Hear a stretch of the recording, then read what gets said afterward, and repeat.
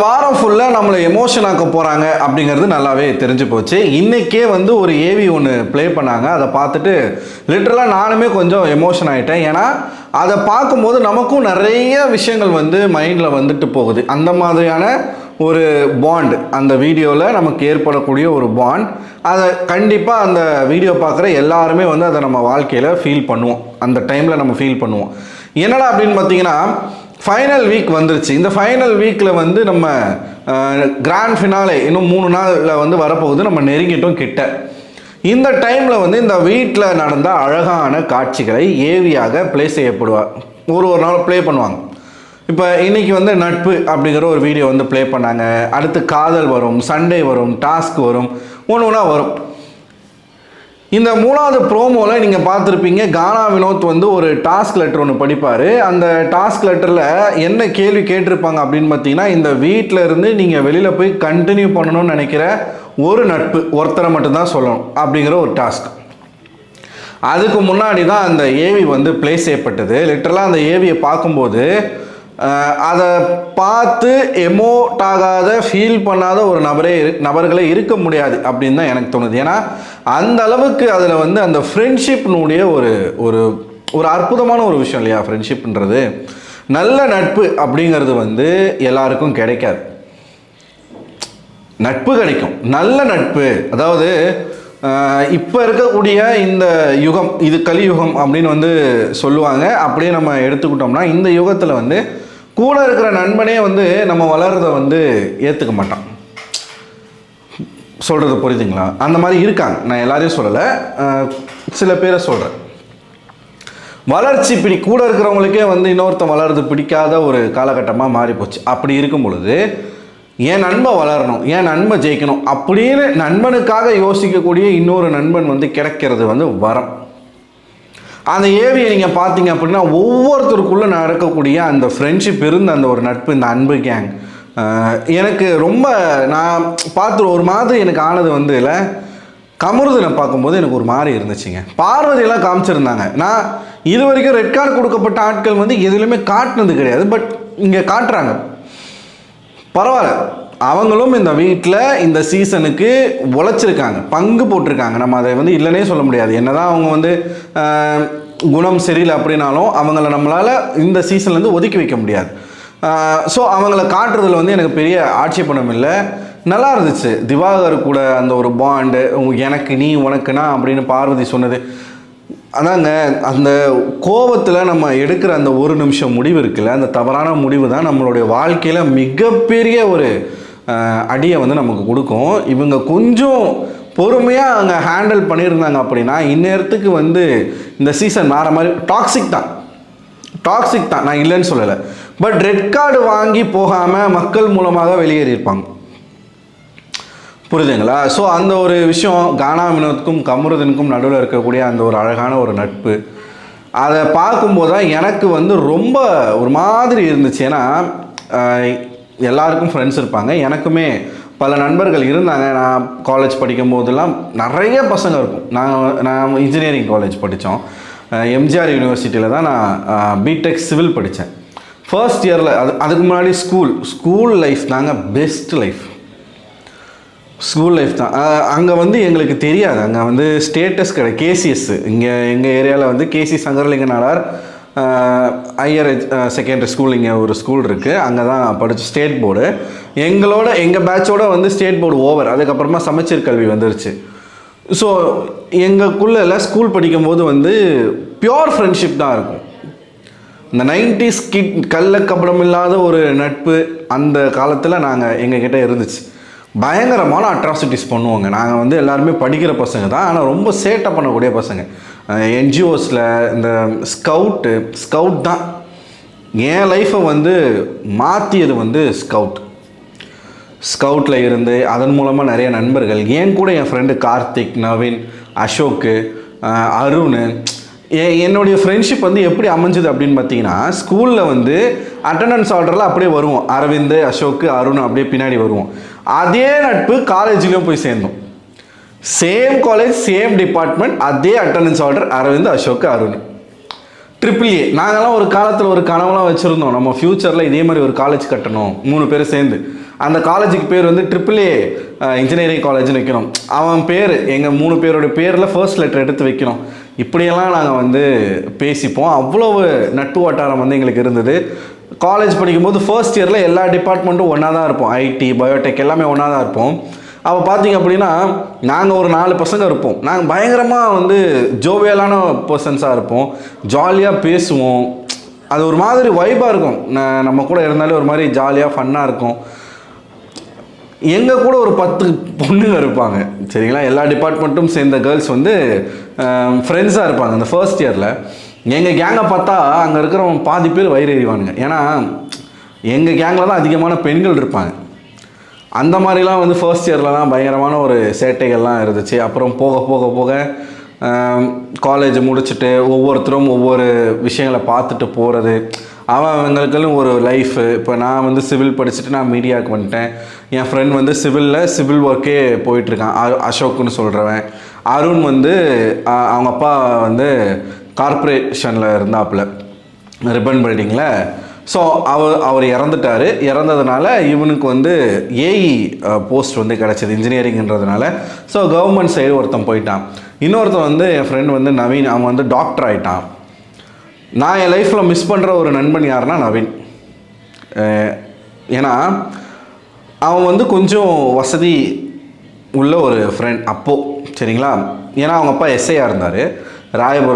ராயபுரத்தில் எஸ்ஐயாக இருந்தார். அதுக்கப்புறம் எக்மோருக்கு மாறினார். எந்த ஒரு பார்ஷாலிட்டியுமே இல்லாமல் வந்து பழகின ஒரு பையன். இந்த இவங்க கூடலாம் சேரக்கூடாது, நம்ம வந்து அவங்க அப்பா ஸ்ட்ரிக்ட்டு, போலீஸ்கார் வீடு, அப்படிலாம் எந்த விதமான ஒரு இதுவும் இல்லாமல் எங்கள் கூட வந்து பழகி எல்லாரையும் வந்து ஈக்குவலாக நினச்ச ஒரு பையன். ரொம்ப தங்கமான பையன். என்னுடைய பெஸ்ட் ஃப்ரெண்டு யார் அப்படின்னா அவன் தான். அவன் வந்து இப்போது எங்கேயோ இருக்கான்.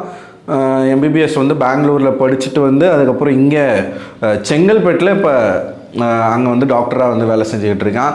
ஸோ என் லைஃப்பில் நான் மிஸ் பண்ணுற ஒரு நண்பன். அதுக்கப்புறம் எனக்கு பெருசாக ஃப்ரெண்ட்ஸ்னு யாருமே இல்லை. இந்த காலேஜோடு போச்சு. அதோடு எனக்கு வந்து இந்த ஃப்ரெண்ட்ஷிப் ஃப்ரெண்ட்ஸ்னே யாருமே கிடையாது. இப்போ தனியாக தான் இருக்கேன் நான். எனக்கு அதை இந்த வீடியோலாம் பார்க்கும்போது ப்ளஸ் திவ்யா பேசும்போது தான் எனக்கு பயங்கரமாக வந்து எனக்கு அது ரொம்ப எனக்கு டச் ஆயிடுச்சு. இந்த ஹார்ட் டச்சிங் மூமெண்ட்டுன்னு சொல்லுவோம்ல, எக்ஸாக்டாக. இப்போ நான் வந்து ஒரு மீடியா ஃபீல்டில் வந்து ஒரு 4 வருஷம் இருக்கேன். திவ்யா வந்து அங்கே சொல்கிறது என்னென்னா, என் லைஃப்பில் இது வரைக்கும் நான் ராங்கான பர்சன்ஸை தான் நான் சூஸ் பண்ணியிருக்கேன். எனக்குன்னு நான் ஒரு ஃப்ரெண்டை சம்பாதிக்கலை அப்படின்னு வந்து அவங்க சொன்னாங்க. எக்ஸாக்டாக என்னுடைய நிலைமையும் அதுதான். எனக்குன்னு இந்த 4 வருஷத்தில் நான் ஒரு ஃப்ரெண்டை கூட நான் சம்பாதிக்கலை. வருவாங்க போவாங்க, பாசிங் க்ளவுட்ஸ் மாதிரி தான் இருப்பாங்க. இப்போது இந்த வீட்டுக்குள்ளே பார்த்தீங்கன்னா ஒவ்வொருத்தருக்குள்ளே ஒரு பாண்ட் இருக்குது. இப்போ துஷார் அரோரா, கமருதீன் கானா வினோத், கமருதீன் பிரவீன், அதுக்கப்புறம் திபாகர் பார்வதி, பிரஜின் சாண்ட்ரா, இப்படி ஒவ்வொருத்தருக்கும். இப்போ கனி, ரம்யா, சபரி, எஃப்ஜேலாம் கதறி அழுகுறாரு. ஆதிரை, எல்லாருக்குள்ளேயும் சொல்லிக்கிறதுக்குன்னு ஒரு விஷயம் இருக்குது. திவ்யாவுக்கு அந்த மாதிரி இல்லை. சீரியஸாகவே அந்த மாதிரி இல்லை. ஏன்னா எல்லாரு கூடவும் அவங்களுக்கு வந்து வந்தது சண்டை மட்டும்தான். வைல்ட் கார்டு கண்டஸ்டன்ட் அப்படிங்கிறதுனாலே அவங்கள எல்லாரும் ஒதுக்கி தான் வச்சுருந்தாங்க. மோஸ்ட்லி வந்து எல்லாரும் ஒதுக்கி தான் வச்சுருந்தாங்க. கூட இருந்த பிரஜின் சாண்ட்ரா கூடயுமே ஒரு கட்டத்துக்கு மேலே அவங்களுக்கு சண்டை. பிரஜின் வந்து சாண்ட்ரா வந்து இப்போ திவ்யாவை தப்பாக ப்ரொஜெக்ட் பண்ணாங்க. பிரஜினோட ஒரு மாதிரி வந்து க்ளோஸாக இருக்கிறா அப்படின்னு சொல்லிட்டு சொன்னாங்க. வெளியில் போன பிரஜனுமே அதை தான் இன்டர்வியூவில் சொன்னார். என்னை வந்து பிரதர் கார்டு யூஸ் பண்ணி ஏமாற்றிட்டாங்க அப்படின்னு சொன்னார். இப்போ வந்து பயங்கரமாக ஒரு பாசத்தை காட்டுறாரு. ஸோ அந்த பொண்ணு சொன்னது வந்து உண்மைதான். இத்தனை நாட்களில் வந்து எனக்கு அந்த விஷுவல்லே நீங்கள் பார்த்தீங்கன்னா 1-2 சீன்ஸ் தான் வந்து திவ்யா வந்திருக்காங்க. அண்ட் இவர் பிரவீன்ராஜ் கூட மெஜாரிட்டியாக வந்து மற்றவங்க தான் இருக்கிறாங்களே தவிர்த்து திவ்யாவை சும்மா காட்டுறாங்க. அங்கங்கே திவ்யாவை காட்டும் போது கூட அவங்க தனியாக தான் இருக்காங்க. ஃப்ரெண்டுன்னு சொல்லி கூட யாருமே அவங்கள காட்டல. ஃபர்ஸ்ட் வீக்கில் சாண்ட்ராவும் திவ்யாவும் ஒன்றா இருந்தது கூட அதை அந்த ஏவியில் வரல. ஸோ இந்த ஃப்ரெண்ட்ஷிப் அப்படிங்கிறது அந்த வீட்டுக்குள்ளே போய் திவ்யா வந்து சம்பாதிக்கலை. அது ரொம்ப அழகான ஒரு விஷயம். என்னென்னா அவங்களுக்கு கிடைச்ச ஃப்ரெண்ட்ஸ் வந்து சரி கிடையாது சரிங்களா. மற்றவங்களுக்கு கிடைச்ச அதுதான் லைஃப்பில் நல்ல நண்பனை சூஸ் பண்ணணும். இதுதான் நம்ம வந்து கமருதீனுக்கு சொல்கிறதே அதுதான். நல்ல ஒரு ஃப்ரெண்ட்ஷிப்பை வந்து நம்ம சூஸ் பண்ணி அவங்கள நம்ம பக்கத்தில் வச்சுக்கிட்டோன்னா நம்ம தானாகவே வளருவோம். அவன் வளர்த்து விடுவான் நம்மளை.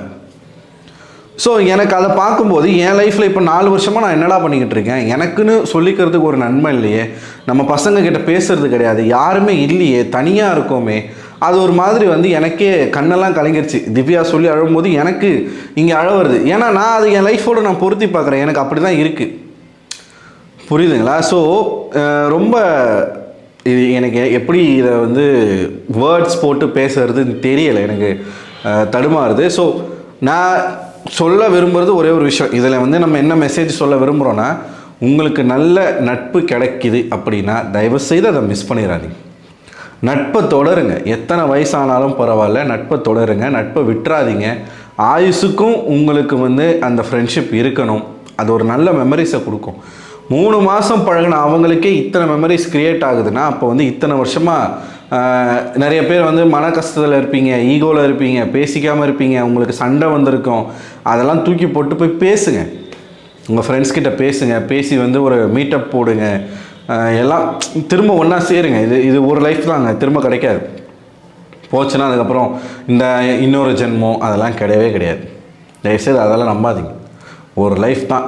இந்த லைஃப்பில் நீங்கள் வந்து எதை சம்பாதிக்கிறீங்க, பணம் காசை சம்பாரிச்சிக்கலாம், நல்ல உறவுகளை சம்பாரித்து வச்சுக்கோங்க. அது இல்லாமல் நான் வந்து இதை பார்க்கும்போது எனக்கு பயங்கர கஷ்டமாக இருக்குது. நான் அந்த மாதிரி பண்ணலை. இனிமேல் நல்ல நல்ல நண்பர்களை சம்பாதிக்கணும். எனக்கு அதுதான் இப்போ காசு பணம்ன்றது நம்ம செகண்டரி, அதை நம்ம எப்போ வேணாலும் சம்பாரிச்சிக்கலாம். நல்ல உறவுகளையும் நல்ல நண்பர்களையும் சம்பாதிக்கணும் அப்படிங்கிறது நான் இந்த நியூ இயர்னுடைய ஒரு ரெசல்யூஷனாகவே நான் எடுத்துக்கலான்னு இருக்கேன். ஸோ அதே மாதிரி நீங்களும் பண்ணுங்கள். அண்ட் திவ்யா அவர்கள் வந்து இதுக்கப்புறம் அவங்களுக்கு இந்த மாதிரி வந்து நடக்காமல் நல்ல நண்பர்கள் அவங்களுக்கும் கிடைக்கணும் அப்படின்னு நான், ஏன்னா அவங்க அழுத அந்த கண்ணீரில் வந்து பொய் கிடையாது, அதில் நிறைய கஷ்டங்கள் இருக்குது. அதுக்கப்புறம் பிரஜின் வந்து பேசுகிறாரு. பிரஜின் வந்து பேசும்போது கூட திவ்யாவுக்கு வந்து அதில் பெருசாக ட்ரஸ்ட் இல்லை. நீங்கள் நோட் பண்ணிங்கன்னா சாண்ட்ரா வந்து டக்குன்னு வந்து கட்டி பிடிச்சிக்கிட்டு ஒரே அழ, திவ்யாவை கட்டி பிடிச்சி முத்தம் கொடுத்து ஒரே அழ. இப்படின்றதுக்குள்ளே அந்த அழுகை காணா போச்சு.